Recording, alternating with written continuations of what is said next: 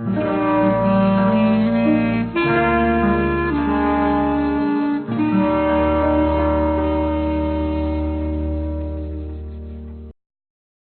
everyone, my name is Matthew, and I'm on the quest for the best director. This is the quest for the best director. And joining me is a guy who totally didn't know I was going to change up the intro. Caleb Ferguson. Caleb, how you doing? Surprised. I totally didn't know you were going to change up that intro, so you really got me. We should honestly just in the podcast, here, on a high, moment of ingenuity, right? No need to kind of do the same old talk about movies for an hour or so and then vote.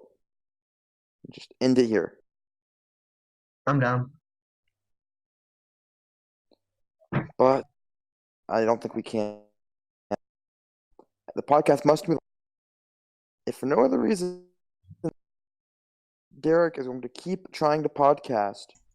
Doesn't matter where we go, doesn't matter what camp we're in, what prison we're in. Derek's going to find a way to podcast. Just like people in the Grand Delusion found a way to escape. That's right. He's the one, the only podcaster, Derek Schwarzinski. Derek. What's good? What it do? Very low-key podcast today. It's been a while since we podcasted. I think we're all tired, and we can only half remember the movies, so it's going to be an interesting one. It's going to be a masterpiece. It's going to give it that je ne sais quoi, that little bit of looseness that we need to really take it to the next level. Well, the good news is we have two movies that can hard carry us through this podcast. Yasujiro Ozu's Late Spring and Jean Renoir's La Grande Delusion. Both amazing movies. Late Spring is about, like a lot of Ozu's movies seem to be, a man and his daughter. The daughter doesn't want to get married. She wants to live with the dad forever. The dad wants her to get married. Shocker, at the end, she gets married. While Grand Delusion is about two men in the army. One is like a captain. His name is, am I able to pronounce this? Bordeaux? Something like this. Something very And with Marshall, who is like a good old pilot. Yeah. They get kidnapped right at the beginning of the movie by the Germans, and they kind of go from German camp to German camp until Marshall escapes and Bordeaux dies. What do you guys think of the movies? They're pretty good. I thought that they're both really, really good. Yeah. But I think the thing with Late Spring is it is, to me, fundamentally indistinguishable from almost every other Ozu movie we've watched, barring the silent film about the 10-year-old. I feel like all of his movies are kind of the same. And they're really, really good, but they're literally pretty much the same plot. Like, Caleb I think it's made it more staunch because we just watched, what is it, An Autumn Afternoon or whatever? Yeah. And which is literally like the same. Like, out of all of the movies we've seen by Ozu, even like mostly this, like, it's the most similar. So, like, when I was like looking over my notes for this movie, I could not tell these two movies apart. That's it. I think that's I'm going. They're really good. Yeah, I'm gonna bring up something that that's my note, which is kind of similar, but what he's doing here through these like similar movies is very obvious because of what you just said. We just saw those movies back to back, so there's very distinct differences thematically that he's doing with this movie, especially. This is probably like one of the most different of the three of the season ones that we've seen so far. Actually, I think this is the last one we're going to see. Yeah, because after that, it's Tokyo Story. Yeah. If we make it that far. I love the discussion. One thing I kind of disagree with both of you. I kind of disagree with Derek. I don't know. And I would love you to, about these thematic differences. I didn't really see this as much. But I disagree with Caleb slightly, which even though it's the same, I think we might have a different experience, Caleb and I. Because Caleb, I think Rick almost fell in love with, An Autumn Afternoon and Early Summer. I didn't love either of those movies. So when I was presented with this plot the third time, I actually thought it was. I like this plot a lot better. I thought it was, well, not the plot, I guess, but I like this movie a lot better. I thought it was beautiful. I thought the shots were more interesting. But Ozu was doing much different things than he usually does. Even in the traditional like Ozu, like back and forth, shot reverse shot kind of scenes, they were different, and there was angles, and you could feel things, and we'll get into all that later. But Derek, what would you say the thematic differences were? Well, primarily, like, along with the differences in shots, is something that's kind of very different in the dynamic between the father and the daughter, which kind of gets to a thematic difference, because the difference from like literally pretty much all these movies is that there is a legitimate real conflict that is very apprehensive between the family itself as well as outsiders. The previous movie that we saw, it was more distinctly about like traditions than the one, like the first one. I forget. I believe it was early autumn. Was the first one we saw. No, it was An autumn afternoon. Autumn afternoon. Yeah. No. That's the one we just saw. No, early summer. Early summer. Early summer. That's right. Early summer.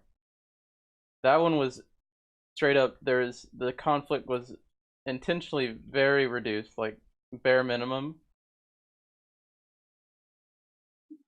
In like every sense between like the customs and the family the customs are being placed upon and restricting this woman. In this case, it's set up so that, and it's at the end, the whole idea is that she's better off. She like willingly admits to being better off. Sure. In this case, it's not the same. The conflict is that she's not better off at all. She knows that in a very distinct way, and she addresses that very directly and confrontationally. But the father, unlike pretty much any other movie we've seen so far by Ozu or of these season ones, even though it's the exact same guy. Yeah, even though it's the exact same guy, is completely unable to like come to terms with both the reality that it's alright that she isn't better off this way, and that this is not what's good for her, and that like sometimes these customs that he is also being restricted by because he is not better off with his daughter leaving him, which is also something thematically different because it's presented as an idea that the father in every other case was better off, and this was except for the most direct one, that one was just like an eventuality. It was presented as that no matter what. But in this case, it's not presented as an eventuality that it's like just a natural way or that he's better off. It's presented as he's distinctly worse off. She's distinctly worse off, and this was the wrong choice for both of them. But society pressure and the pressures around them have just kind of won out in this case. And this is not a win for any of them on an individual basis at all. Caleb, did you see this as society, or as them like?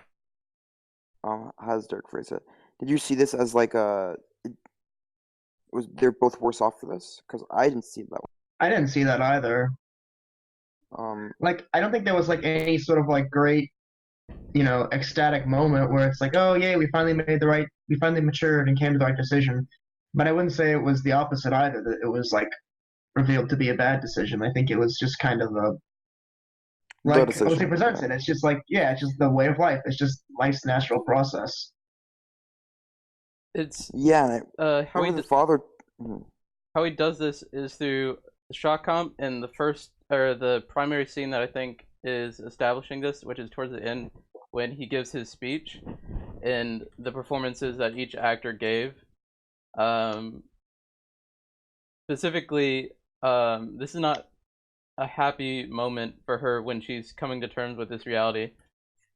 It's presented as him like confrontationally asking for her to give up her selfishness in a way that we haven't seen yet, and that is presented as a negative. Because at the beginning, it's specifically shown that she is a very free person and does this through the different shots and whatnot that are very open and very mobile. And towards the end, especially in this shot, it's very stationary, and very restricted. But is that like a bad thing? That's kind of like the nature of life, right? Like when you're a child, you're most free. Us right now, we're like less free than we were as children. But it's not like necessarily a bad thing because it's kind of just presented as like that's the way of life, right? Like you just kind of end up settling down, right? But he's not presenting this as, that's the difference between this movie and the previous movie, is that he's not presenting this as the way of life. He's presenting this as through the performances and the shots, and in a culmination that I think works very well as a distinctly bad thing. In the moment that she's like restricted by these customs, she's not like happy or accepting, she's crying in a very bitter way. That I think kind of exemplifies this in a very powerful way, but But the somewhat. father also points out the opposite, right? Counter argument to why is this a strictly bad decision, which is that he's not going to be there forever, you know? And there's an inevitability with the father character and all three movies, right? It's not dwelled upon in this one as much as it was in An Autumn Afternoon, but he is going to die. He does address this. I think So that's I like really think crucial.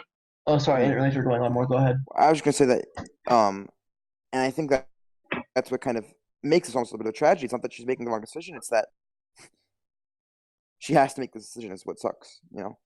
Because if she can't get married 10 years from now, that's not going to happen. So it's like this kind of tragedy of life in that way. We're gonna say Yeah, Caleb. kind of just like tagging along that like it's not going to be a happy decision. Like this is not a decision that's going to make her happy because it sucks, right? Like growing up sucks. Like having to make these like kind of shitty moves that make you less happy. But like even though they make you less happy in the short term, they're kind of just like the moves that have to be made, right? Because if she doesn't like kind of bite the bullet and then do this thing that's like changing and painful and uncomfortable now, then it's just going to get worse for her down the line. But Now, granted, the that he's presenting the idea that, yeah, this is an eventual, well, not an eventual, I wouldn't say it's an eventuality. That's what he's presenting.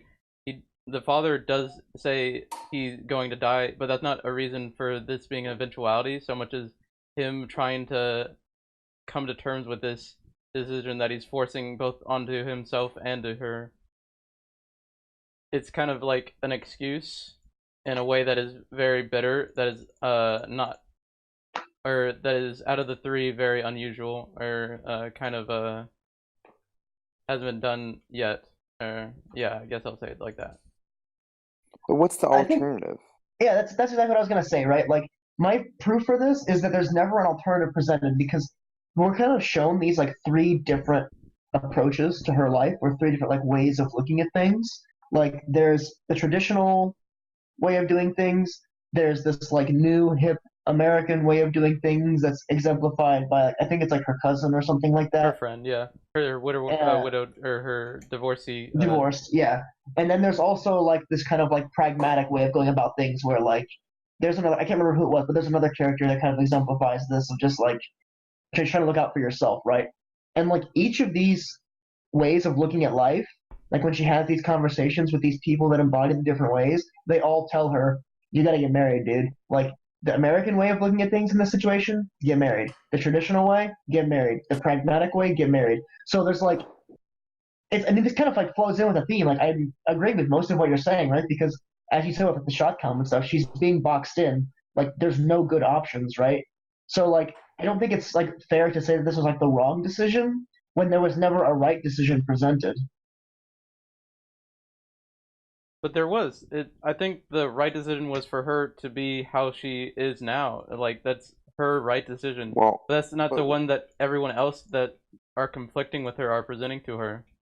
And this is See, but kind of like her freeness being taken from her. I Or think you're almost missing the tragedy here, though. Right? How she is now is with her father. You know, the reason the kid was saying about how every society says you have to get married is because marriage is the counter to loneliness. And this character is, we don't necessarily see her happy being alone. We see her happy being with, particularly her father, right? Her alternative is staying with him for the rest of her life, but she can't do it for the rest of her life. Her life extends beyond his life. And then what? So that's why it's she can't be the way she is forever because her identity is so tied to her father. I don't know if it's so much that it's tied to her father, but I would say that it's tied to her freedom. Simply because I think so many of the shots where she is like doing things with other people in these shots that are presented very open and whatnot, they're kind of the thematic or I guess tie to her happiness. Because after she starts being like restricted and constrained by these norms, those shots go away and her emotions start being presented as more negative. I think it's kind of it presented that the during like the first part where she's like free to live how she wants, including with her father, is where she's like most happy. So I think it's partially that eventually she would have to come to terms with her father dying, but that even then, in its like the freedom of being able to have to or having to make that choice is probably what is the good choice for her. But like that is not really a choice in the society that she lives in. Or So, reality. Like you keep saying that's like society thing, but it's not a society thing because I've already explained how like even multiple different approaches to society are telling her the same thing. So it's not like a societal thing. It's just like a reality, like life thing, right? Like you're gonna die. yeah, he's going to die, but as I said before, that in and of itself is like her choice of being with him until then is the good choice for her. Yeah, but I I But guess my point is then what? I mean, I disagree with you saying that she's not tied to her father. I think the movie makes it very clear that yeah, I think she that's why I'm saying it's including that. Yeah. she's like a lot. She's very stress free around her father. You know, conversations with other people are way more confrontational from like a filmic perspective. You know, there's a lot more like head on shots, even points, right? Like she's being the aggressor or they're aggressing on in a lot of these conversations, whether it's with her friend or her relative, like the female relative on her side.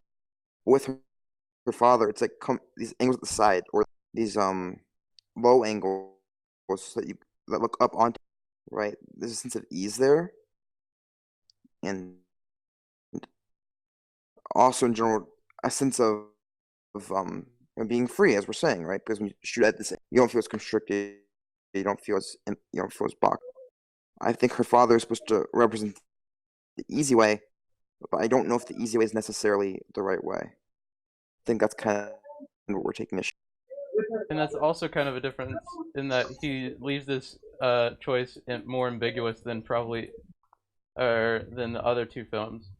Yeah, that's why it's a better That's definitely movie. true. And then also fuck, I lost it for a second. Give me a second. Um that's what's so tragic about the second half as well is that the shots are excluding with Hattori on the beach.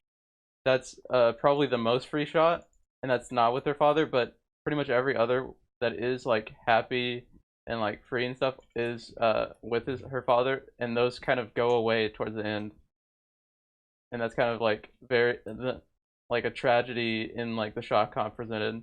That's pretty interesting. That is cool. Well, the Hattori one is really interesting too, though, right? Because of that reason. And I think what this almost suggests is that not that it's almost an alternative where it's like maybe the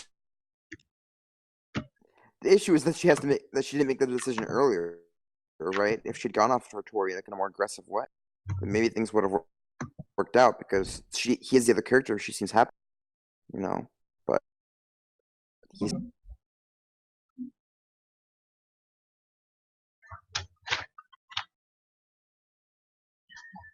Let's see. I thought this movie, on like a different note, had like absolutely stellar acting. Like every character did such a good Yeah. job, Acting's and there were amazing. so many like little things that made it come alive. Like, let's see. I think it was the dad. Like when he was getting in an argument, his lip would twitch, and they kind of like give all these characters these like little ticks and like physical things to do that are beyond like just the delivery of lines that make the characters come alive and like make the dialogue and all the characters' interactions just feel so vivid. I also think Chishuryo, the father who's been in all these movies, he's a very good actor, but I don't think he's leading man material. I think he works a lot better in these supportive roles. I agree. Like I think his two best movies, in my opinion, from an acting perspective, were Late Spring and I Was Born. But in roles, he's kind of he's the secondary character, right? In this movie, it's behind his daughter, and that movie, it's behind his children, his two sons. But It definitely gives him the ability just to pull off these key moments that are super powerful. yeah, because also I think part of it is he kind of just like is a weird guy. Like he has a weird look, and his mannerisms aren't that normal. So he's kind of allowed to be more of that, and doesn't have to play this straight man, which doesn't really make sense for him. I think it functions well. That actually makes a lot of sense to me.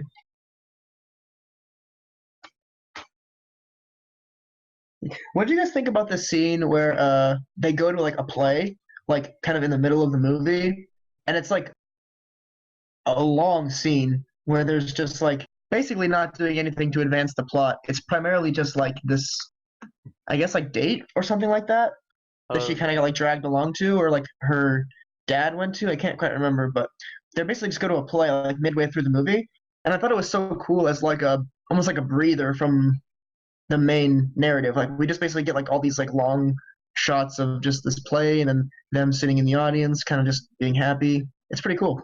Yeah, I looked it up because I was interested. Because at first it does seem like just like very simple breather, but apparently there's a lot of cultural significance, especially because um the woman that her father is like, I'm going to marry, which is he's trying to use to incite her, is also there, Mhm.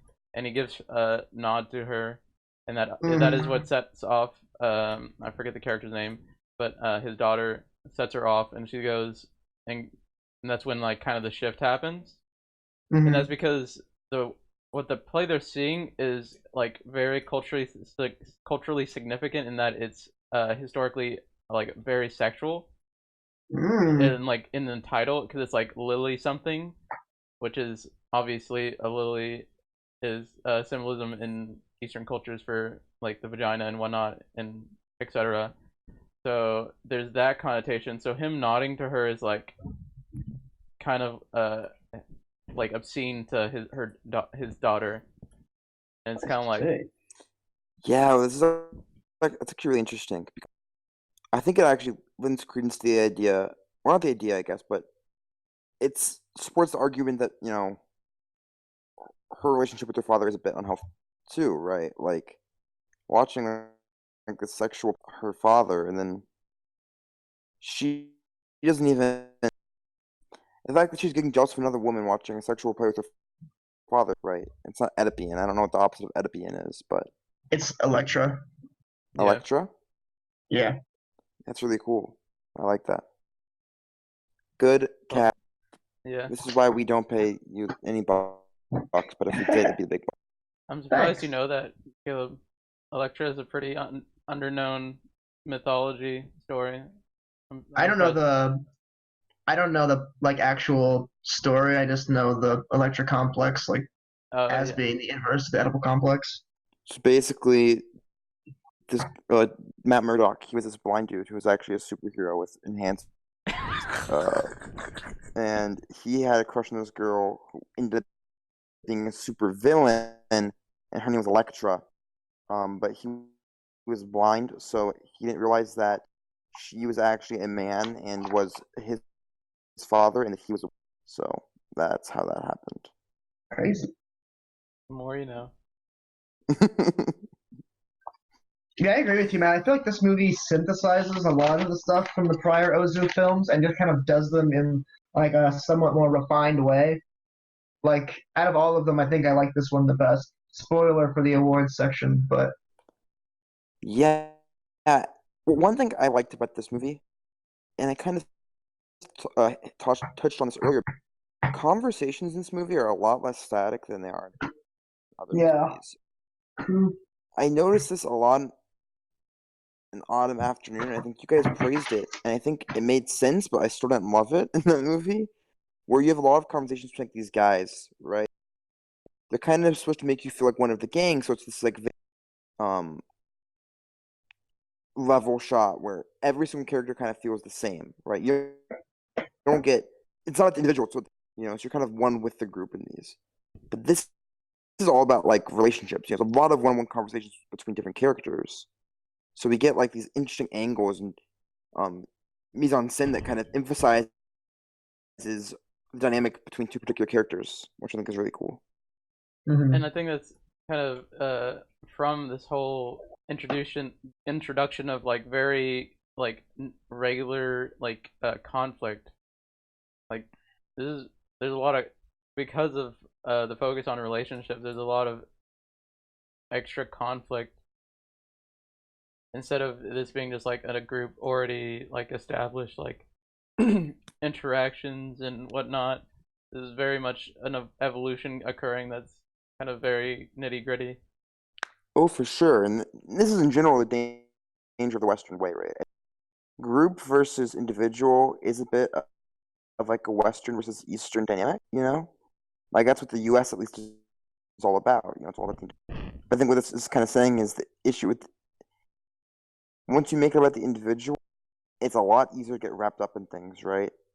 And it's a lot easier to kind of be untraditional. It's kind of a lot easier to make mistakes, and that's why I think at the end of the day, this movie is saying that she shouldn't have been with, or that she should have left her father, but not that she should have left her father, but that she shouldn't have let herself get dragged down this far in the first place because she, for a long time in her life, she was living as this weird, quirky individual who lived with her father and was happy in that. But sometimes you have to kind of fit in with society, fit in with, I don't know. It was kind of a ramble. I apologize. I actually completely agree with that. That's like basically what I think the plot of this movie is. It's about like maturity, right? Like even in the title, it's late spring, right? She's in her spring, but it's late. It's going to be late spring. And also like this definitely has to do with this psychoanalytic idea. I don't know if people before Jung came up with it, but Jung definitely did. Of like your person's life is, you know, the passage of the sun, etc. And so, yeah, I think like the whole implication of the title is like, she's young, but not for very much longer. So, yeah, I basically agree.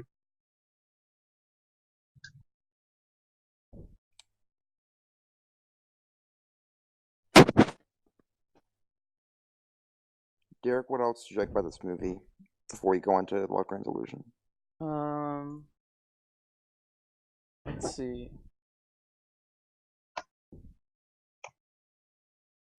Oh yeah, how we were talking about this is about an individual is because I noticed this first because of all the close-ups. This is like way more close-ups than before, especially than Autumn Mm-hmm. Afternoon, the one we just watched, because it was always about very establishing with a very central, or sometimes not very central, sometimes at an angle, but like 90% at a very central group angle.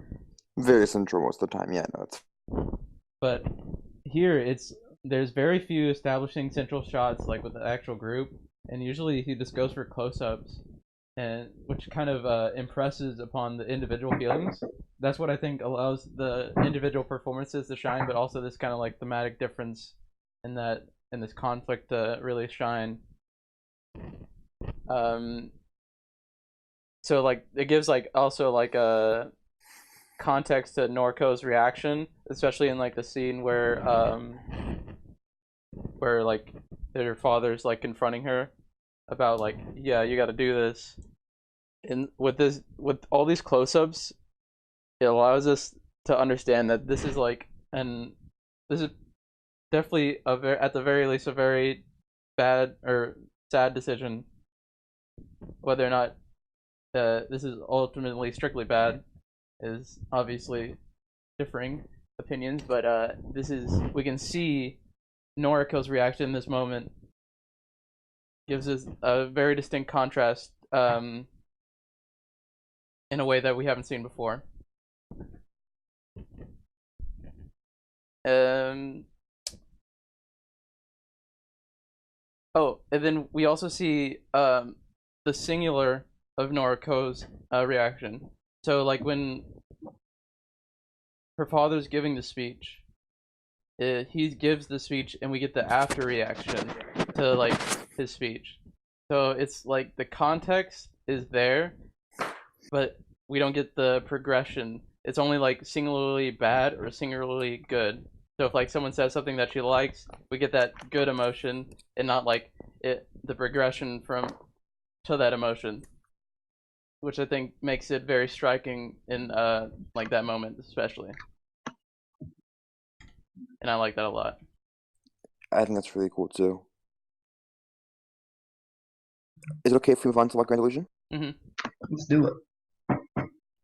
And if Late Spring was all about the individual, while Grand Illusion takes us right back to the crew. Because we have this movie is all about a bunch of French lads, at least the first half of it, but a bunch of French lads hanging out in prison until finally they escape. And I really enjoyed it.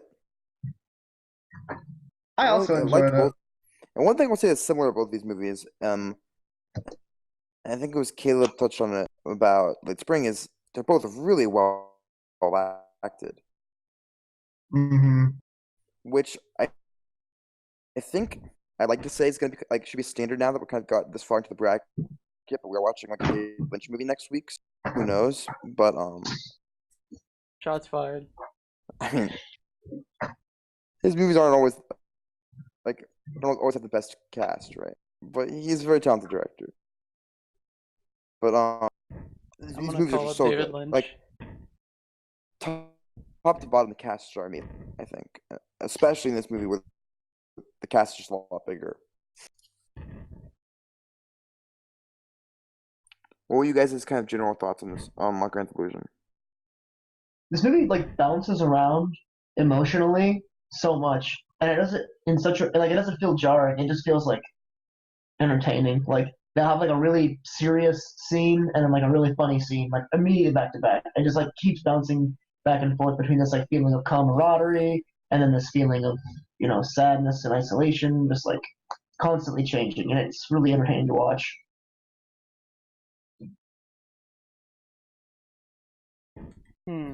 Yeah, there's a lot of comedic moments. Mm-hmm. I think weren't they like doing a scene with like pickles or something? I remember there's like a pickle scene. Pickles were a thing in Late Spring. I Late don't Spring? I don't remember pickle scene in Grand Illusion. I think it was like when they're doing the digging, but I might be going crazy. Right. Whatever it may be, I thought it was pretty funny. If it doesn't exist and just exists in my head, then I'm hilarious. Then yeah, you are actually. We need to write this movie down now. And for Quest for the Best Director Volume 2.0, Derek Schwarzenegger versus Christopher Nolan. The finals. So. But I totally agree, Caleb. Okay, so I think a lot of media gets the whole comedy drama balance, right? Mm-hmm. I mean, for instance, like a show like The Office, right? It's like known for this, and I don't think The Office is like some supreme work of art. But I think what this show does really well and really convincingly, without taking me out of it, it gets these really silly characters to have these like serious conversations as well. Yeah. Um, I think most notably, in my opinion at least, is Eric von Stroheim's character.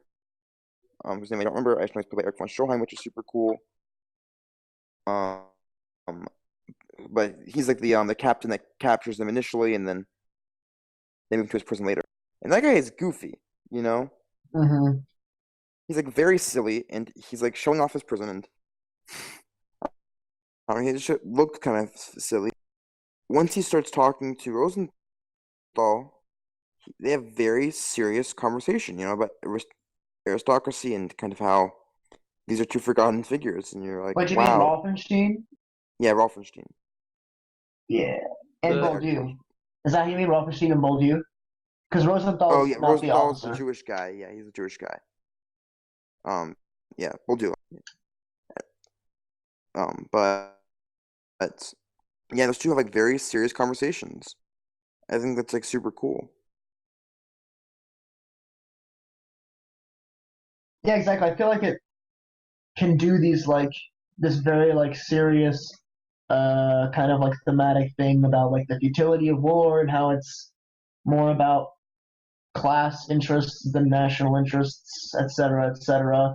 But then also just have like some silly scene where they're like doing a crazy like cross dressing show or something like that, and just like bounce back and forth, or where they do this whole thing where they like a perfect example is when they like have their thing with their flutes or whatever instrument that is, and they all just start Mm-hmm. playing them really loudly throughout the prison, and like that's so funny, but it's also like actually pretty serious because it's being used for like the crucial escape plot, and it's like this like plot device, I guess, is both funny and serious at the same time. It's so cool.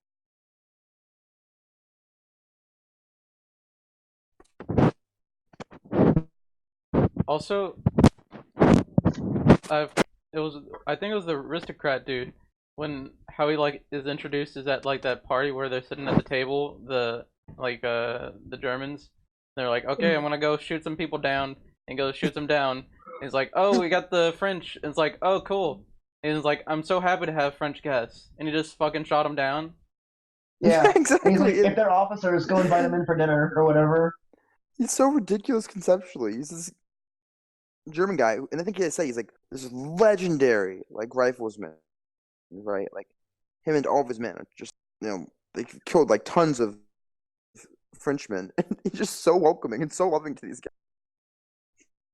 But only if they're officers. He like kind of prefaces it with that, like if they're officers, have them come in and have dinner, but not Yeah, that's true. otherwise. And like the dialogue is so good. Like there's such great banter Oh, for between sure. everybody. Got any solid banter lines?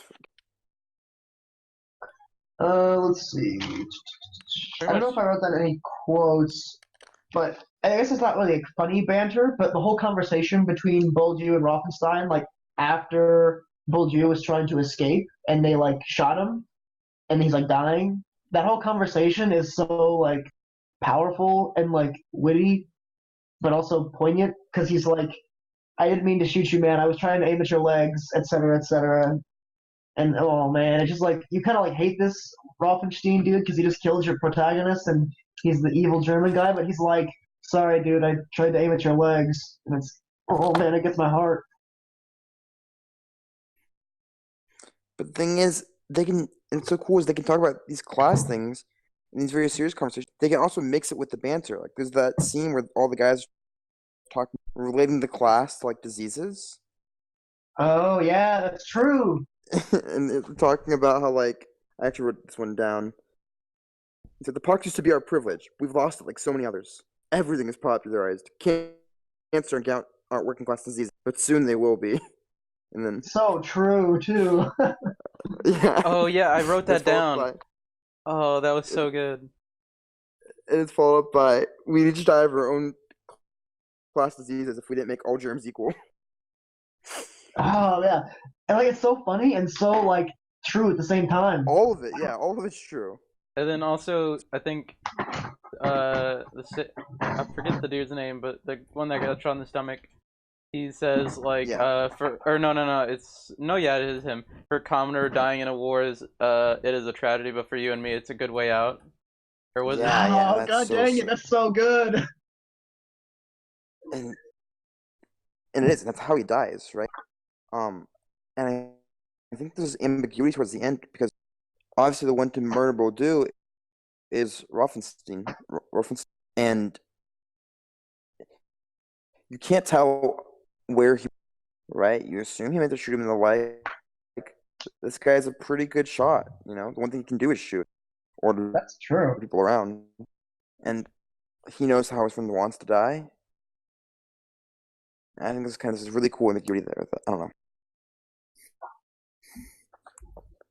I feel like also they did a cool thing here where when I first started watching this movie, I thought that the dynamic was going to be like, oh, we're going to get you by making this not about French versus Germans, but it's going to be a class thing about rich versus poor. And it kind of is that. But like the rich people or like the officers or whatever you want to call it, they're not like evil people either. And the poor people aren't evil people either. So even though it's like sets up this dichotomy of like, class interests and rich versus poor and old money and versus commoners and that kind of thing, like it doesn't like really make any hard judgments on either side. It's more just like setting up the dichotomy and watching the characters play out than trying to make it seem like, oh, these old people are assholes or something like that. Well, the beauty is there is this kind of tension, though, you know, Oh yeah, for between sure. the officers and kind of the working class, and it's I would say it's explicitly stated, but not overtly. You know, it's you don't get these big blow ups or anything. Yeah. But Jean Gabon, who does a fantastic job in this movie, his character Marshall says so many times like, I just can't quite trust him. I'm just not in reference to Bordeaux, which is like very interesting. And thinking about like screen time, right? Like maybe I would go so far as to wager that the amount of screen time that Bourdieu spends with Rolfenstein exceeds that of the screen time that he spends with his own men. Yeah, for sure. Which or I don't know, but it's close, right? Either Uh, way. yeah, at least like when they're in the prison, and like it's possible for Rolfenstein and Bourdieu to be in contact. At that point, I think definitely so. And they end with each other. And that's kind of the genius. Is at the end of the day, the officers' storyline ends within the officers, and the working class ends within the working. Yeah, it's true. Derek, any scenes in this movie that particularly stood out to you? I know it's been a Uh, while. I remember I think the first like mountain snow scene where they're like walking on a hillish thing. I thought that was pretty cool. I Yeah. I think it was a cliff. I remember it being very distinctly kind of like bittersweet in a way that I hadn't seen so far in the movie. That was really powerful. You're talking about before they kind of when they're escaping, Yeah. before they meet the woman, though. Yeah, before they meet the woman. Yeah, perfect. Yeah, that's exactly when. Yeah, and well, they're kind of first they're going through like these like tall grasses.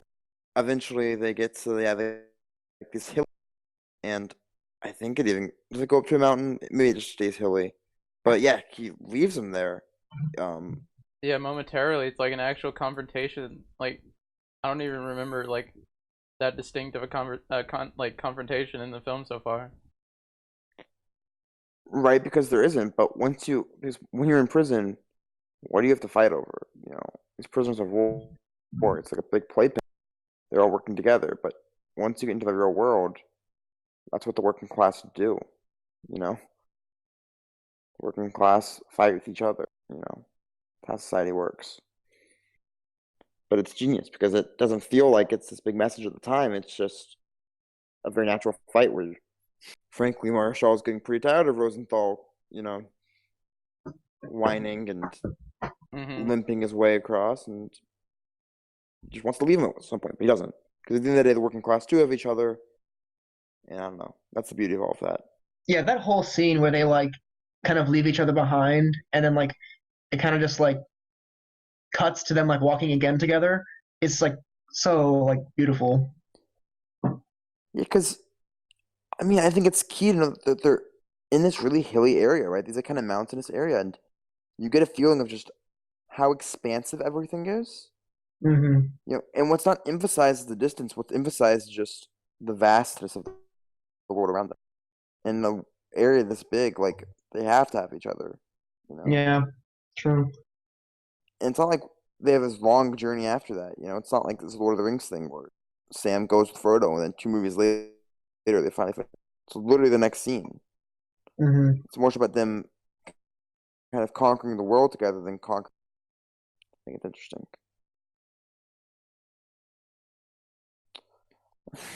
I just love like the first half of the movie when they're like all these attempts to escape, right? It's definitely loud vibes for sure. Just them like going into the underground or whatever, and the guy like passing out.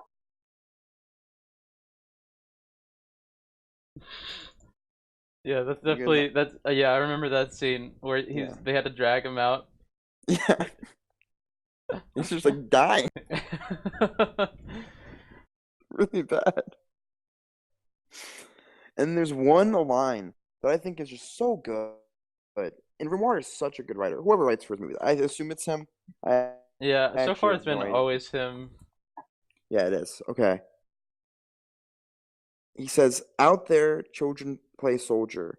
In here, soldiers play like children." Oh, it's so good. It's so good. It is so simple, and it really hit. I don't know. It's really it. I like quotes where you were like, "Yeah, that's true." Like I never really thought about that, and it really hits on that level. Hmm.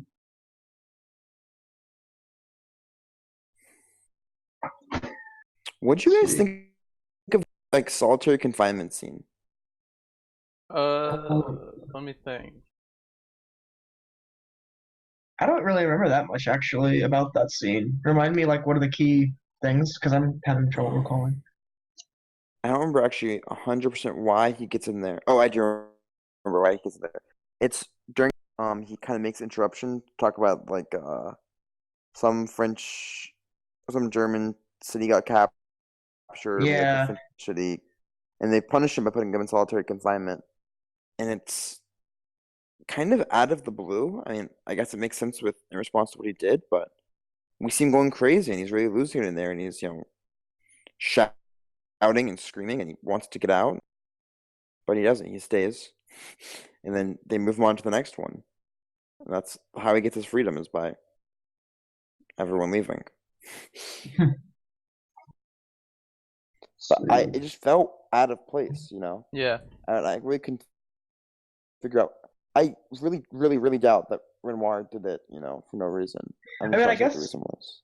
it's kind of you because it comes kind of early-ish in the timeline of the movie, and so I think it's maybe just to like kind of remind us that like yeah, they actually are at war, and they have all this like silly stuff going on, and they're doing like vaudeville performances and all this kind of stuff, but like he's gonna get thrown in solitary confinement. He's gonna, have a really bad time. Like this is not like happy times, and they might be playing like children, but it's still like real.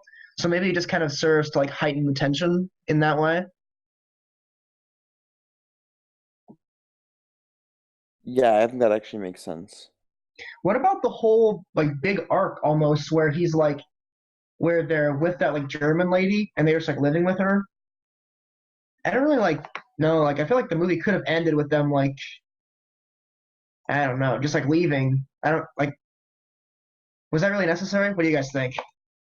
yeah. I don't know. I liked it. I didn't think it was bad. I just didn't get anything from it personally. Yeah, exactly. Like, I didn't think it was like terrible, but I almost feel like maybe they were just like, we need a romance in this movie. Have So him bang an I expatriate see or that. a German girl. I feel like when this movie like kind of it says a lot about society, right? And it's kind of saying like this is these POW camps are anti-society, right? It's like adults playing like children. The rules aren't the same. The classes can almost come together, although there still is a tension there. Mm. But so their first taste of society being this German woman living by herself, you know, because what's the trope? It's you go into the city and all of a sudden you're overwhelmed and you miss the POW. That's Yeah. not it at all. Instead, it's you meet like true isolation, right? Like true imprisonment. This woman whose husband's probably dead at war. Hmm. right? And she lives by herself, and I think it kind of puts things almost into perspective. It's like you don't get the corny city scene because we don't need that, but we just need to know like, and it needs to be verified that the POW camp wasn't that. And then there's this irony of why does he keep going, until the war ends? I guess I mean, that's the narrative reason, right? He wants to Yeah. stay, or he'll come back for once Germans and French are at peace. But it's kind of like, when was this movie made? Like Let's see. 1930. 1937. So the Germans and the French, what's the relationship at this time, guys? I'm not a history buff I don't Uh, think war had as much as started you. yet. War hadn't started, but it was definitely very tense. Yeah. Yeah, so there's a bit of an irony there too, right? It's like he's never gonna be able to come back for her. Well, yeah, but this movie was based on a book that was made in 1909. Well, sure, but we're not judging the book. We're judging. So, I mean, I can't. It's a narrative movie consider the book. Oh, I see what you're saying. So this took place. I thought no, this is after the First World War, though. Yeah, the First World War ended in like 1918 or something like that, I think. Did you say but the book came out in 1909? He probably adapted it. This was Yeah, probably yeah. based Yeah, so on. I'm saying like I don't think this movie takes place even though this movie came out in 1937, I don't it wasn't like it didn't take place at that time. No, no, it didn't. It took place during World War One. But Yeah, that's what my I'm point saying. is, it doesn't get better, right? You know, post even when we realize it gets much much worse. You know, and I think I see what you're saying. I see what you're saying. Yeah, okay. emphasizing one more time, things will never get better between the French and the Germans. He's never going to get his happiness because of you know, decisions that the aristocracy has made, right? True. I think there's a few things going on there that I really. That's why I didn't mind. Also, it's just a good story. I think it's a strong little narrative point there. And you want him to have a different story. You want him to have a separate emotional beat from the aristocracy. So I think it would have felt weird to Yeah, get him that's fair. dying That's fair. and then him just leaving.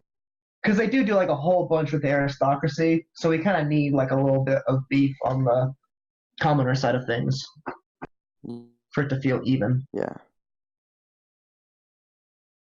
All right, you convinced me. Good scene. Good arc. That's what I podcast for. These moments.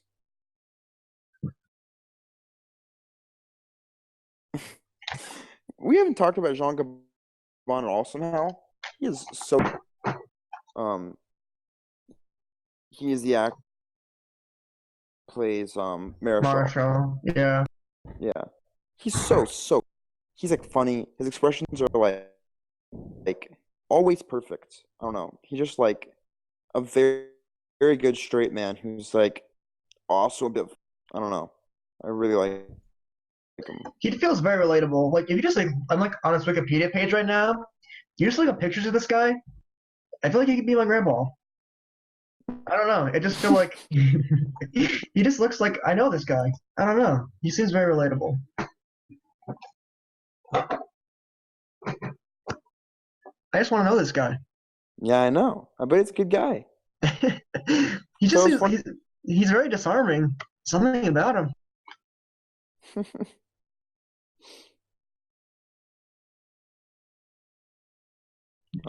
Derek, what other scenes from this movie did you think were stronger shots Hmm. or if you don't have anything, we can even maybe move on to the voting. Hmm.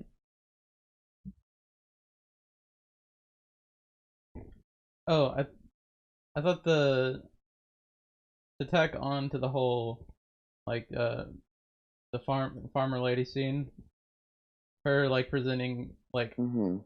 she gives like on the ground look of this war for the commoners as well, which I thought was pretty cool. Yeah, definitely. the soldiers don't know what the common response has been. You know. Yeah, it's kind of like with her line, just like these are our greatest victories when she's talking about how her brothers died. Like for her, that's all she has. That's her greatest victories right there. Her fucking brother's dying. Yeah. Super depressing. Caleb, any last thoughts before you vote? I think I said most of the things I want to say. Look at my notes one more time, but this was kind of like a random side note. The actual prison that they're in is gorgeous. The architecture is super cool. So it kind of just provides this like cool backdrop, just great setting. Yeah, the settings in general in this movie are pretty great. Mm-hmm. Mm-hmm. Wait, oh my gosh, one thing we didn't talk about that, like, I don't know how I didn't. The escape scene. It's Which part of it? I meant I guess, like, the beginning of it with the whole him playing whatever, he's playing some sort of instrument, right?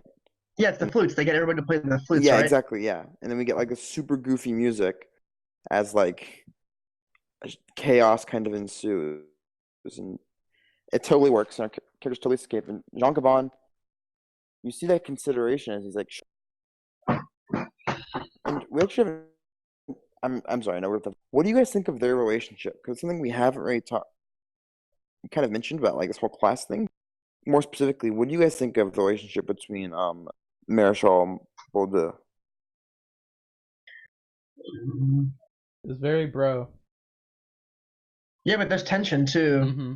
It's complex. Yeah, it really is. I don't know. I can't put You my can thumb tell on. they both really want to like.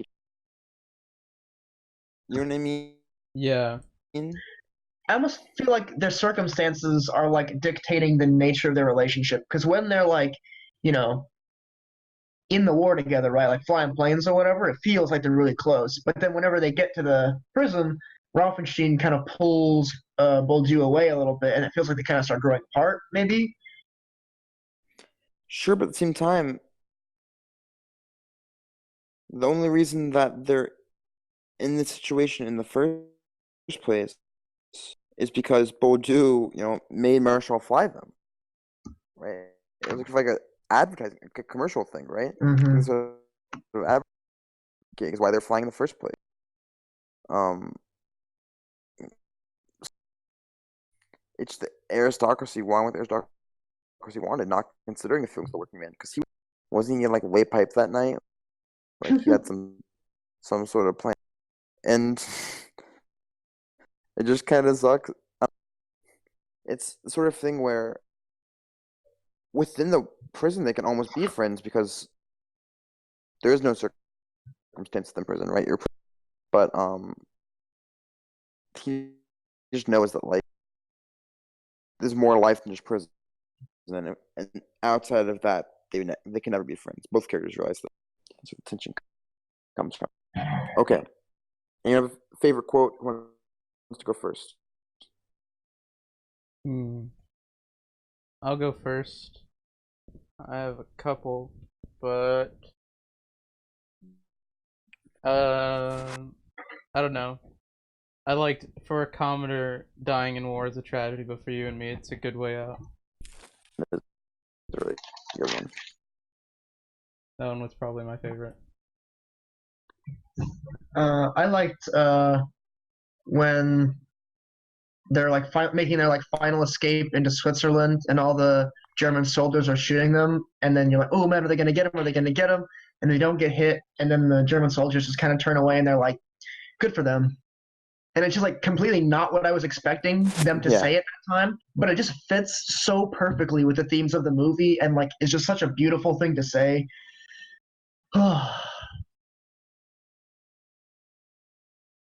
I have two. One of them isn't an exact quote, so answer, but because I don't remember the exact quote, but maybe one of you guys has it. It was by Bourdieu, and he said something like, I can't remember exactly. It's like if you're here, you do this. If you're here, you do this. And if you're in prison, you try to escape. Right? And it's like, yeah, I guess that's true. Like, I wish I had the exact quote. But anyways, and the other one, which I do have the exact quote for, is by Rolf, who goes, "I used to be a soldier. Now I'm a policeman. But now it's the only way I can appear to be serving my father."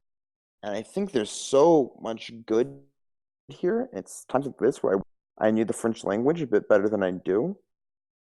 Because, like, first thing, there's this comparison of where he used to be a soldier. So he's not a soldier. It's kind of admitting this up front. Like, he isn't what these others are. There's almost a resentment there. And he's saying what he is, a bureaucrat, a policeman. He doesn't like this either, you know? And also this bureaucracy in policing is, like, really interesting. And then the final thing that's interesting about this one quote, which is, man, it's so good, is, but now it's the only way, it's not, now it's the only way I can serve my fatherland. It's, now it's the only way I can appear to be serving. Right? It's clever stuff. It's not about, it's not about what he's doing, it's about what people think. And that is the bureaucracy, right? It's all about this irony there where maybe if he had more of a working class, he could be working class, you know? You wouldn't have to be pigeonholed into bureaucracy.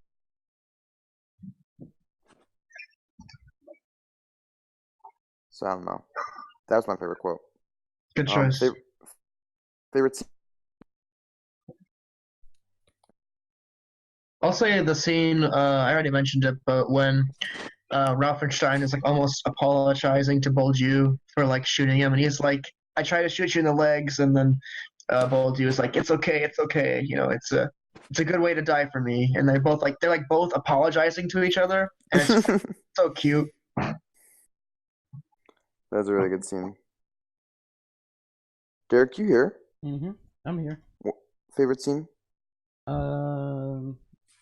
I've mentioned it a number of times, but when Noriko and I believe his name is Shukichi are having the like final confrontation about her marriage, thought that scene was just very powerfully acted, and all the shots were great. So I'll pick that one. Man, I really like this place scene. Like on reflection, I think there's like a lot going on here. A lot going on. Late Spring has so many really, really good scenes. I do think I'll probably go with the play scene. I think it's the first time I've been talked into my favorite scene on here. Looking back, I think it's super cool. There's a lot going on there. Okay. Especially right after the shots right after are so expressive. It's where they're like walking down, right? Yeah, they're like technically walking down the hill, but it's at this very distinct angle so that it appears that she's below him, and it's like, ooh, I love it so much. And she's like she's so tense, you know, and he's so casual, and you can really feel it causes tension more, I guess. Her body's very crossed. And anyways, best performance. I think this one's very, very dope. I'm gonna steal it, and I'm gonna go with Setsuko Hara, Noriko, and because she just fucking nailed it. She blew it out of the park. So I'm stealing that one. Okay.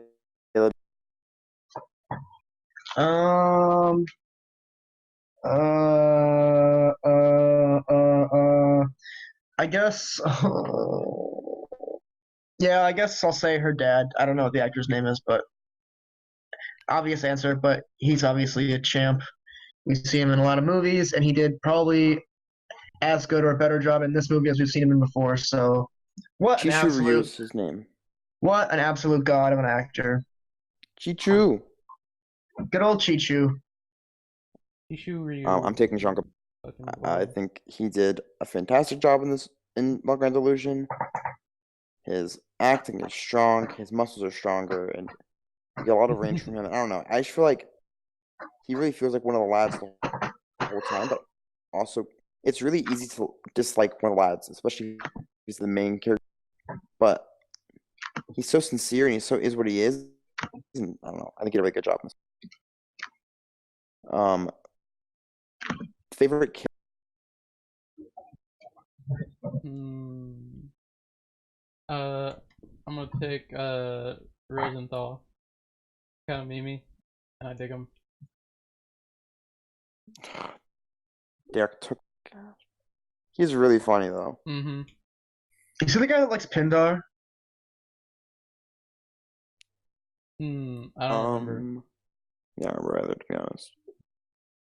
I'll pick Ralphenstein because he's really complicated.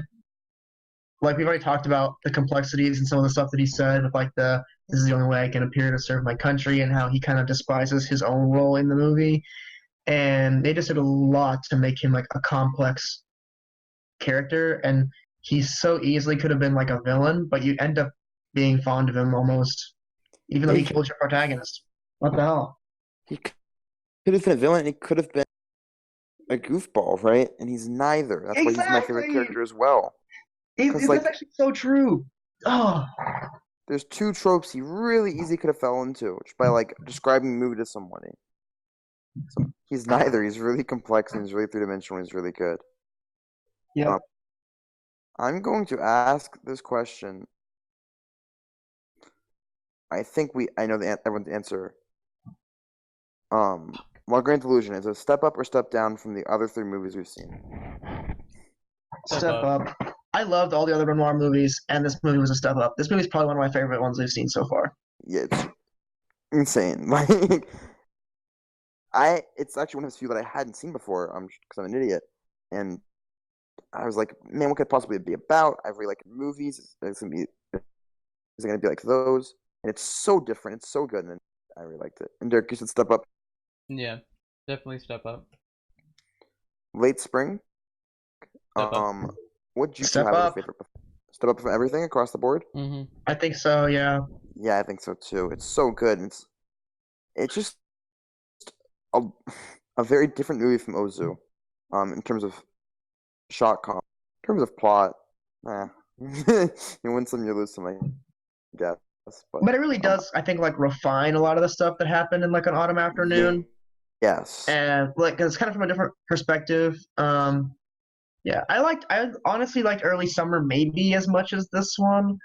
Random hot take, because that was the fifth best movie. But I just really like the understatedness of Early Summer.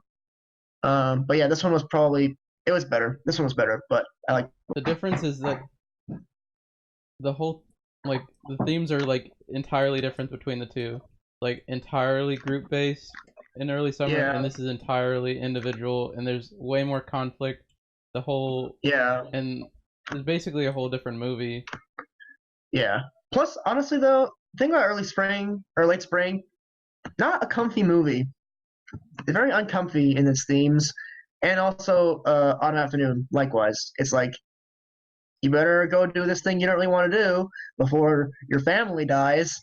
It's just like circle of life is stressful, man. Wait, was it? I think the thought difference. Autumn Yeah, was pretty comfy. yeah, that's the difference. Is that the elements that are uncomfy were distinctly separate from the comfy elements. So that's like Yeah. a very real difference in the shot comp that I really like, and the whole turn of the shot comp from and the light and dark allows that to happen, and that's what makes that movie really great. But this one is just like in your face. This is like there's no remorse. Like Yeah. this is the reality, and this is what's gonna happen. And it's like Kind of in reference to what you said, Matt, I feel like it has a lot of the same themes as An Autumn Afternoon, but just does them in a less comfy way. Yeah, I agree. But yeah. like, it's a good uncomfortable. Yeah.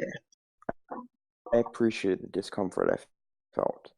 It's like in high school when you shoot your shot with like a girl, and it's like it's uncomfortable, but it feels.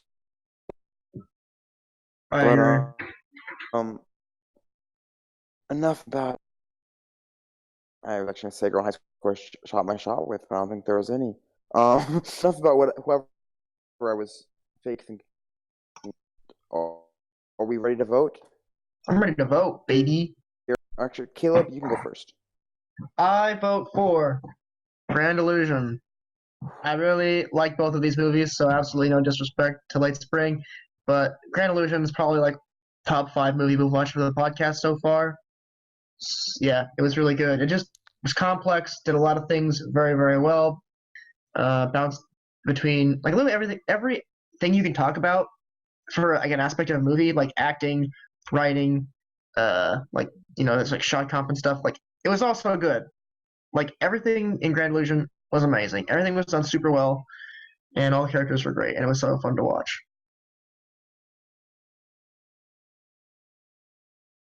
And plot-wise, it's so discombobulated. You know what I mean?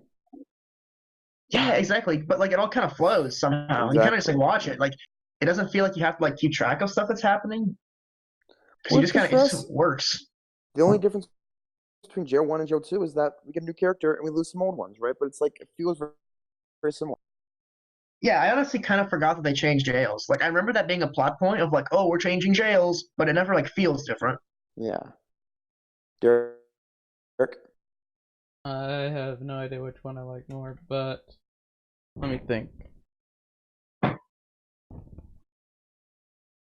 Also, I think these are both top 5 movies, by the way. Yeah, I think that if I hadn't seen An Autumn Afternoon like a week before I watched this movie, I probably would have liked it more. Just because, I mean, yes, we've talked a lot about how they're very different movies, but they're also very similar movies. Yeah, that's So true. I think I was a little bit fatigued the whole thing by the time I got to it.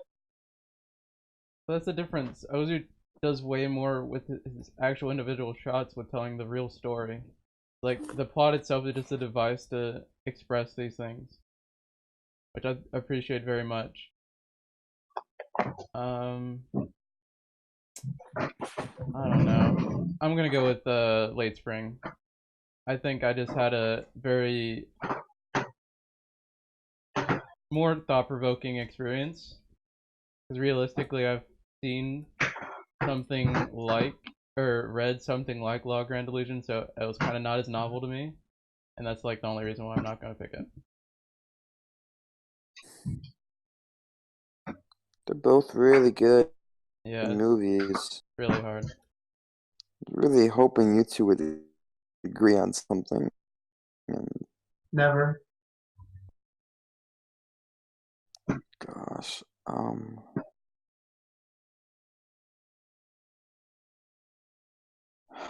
it's tough, right?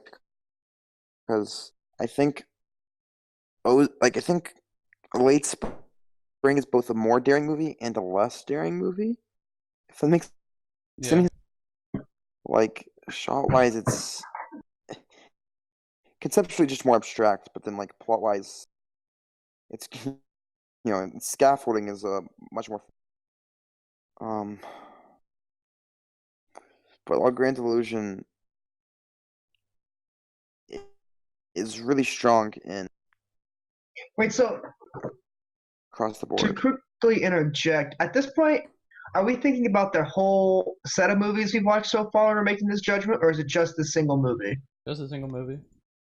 It's a single movie, but in you are allowed to relate it to the other set. So not the quality of the other set, but let's say you know he he literally just copied an Autumn Afternoon and made it into late. You know, let's say Yeah. it was literally the exact same movie. Obviously, that would come into effect. I think you include novelty within the director set itself because you do want to see diversity. Um,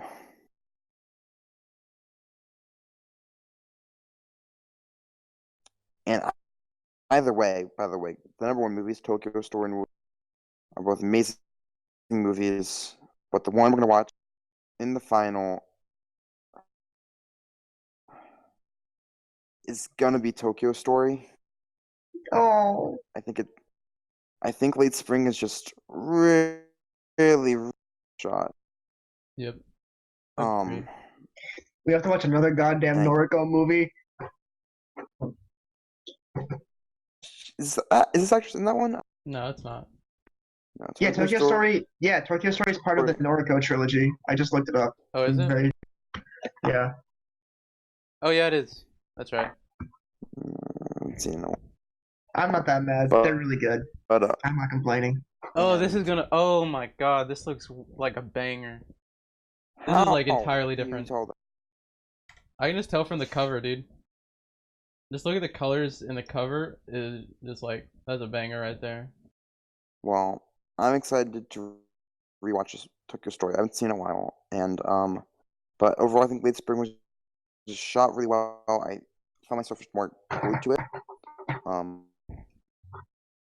Kind. I mean, okay, they're both really good. Okay, it's like I don't even want to attempt to make criticisms at like Grand Illusion. Both really good. Renoir is probably my favorite, but I'm voting Late Spring here. So next, Blue Velvet, which I own now.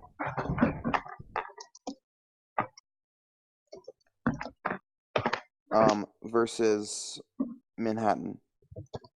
You guys excited? Oh, I'm so Come on. excited. I'm so excited. You guys just all come to Houston and we can watch Blue Velvet together. I'm down. Sounds dope. Blue Velvet. Lost singing. Also, Isabella Rossellini gets naked. Spoiler alert. Ooh la la. Mm-hmm. Okay. Appreciate all the millions of fans at home watching us. You can check us out on our very thriving social media page at Caleb, what's our Twitter at? Questforthebestdirector.com. Erector. No, that's the old one. That one got suspended. Now it's called Big Booties. Oh, well. Do we have an anime?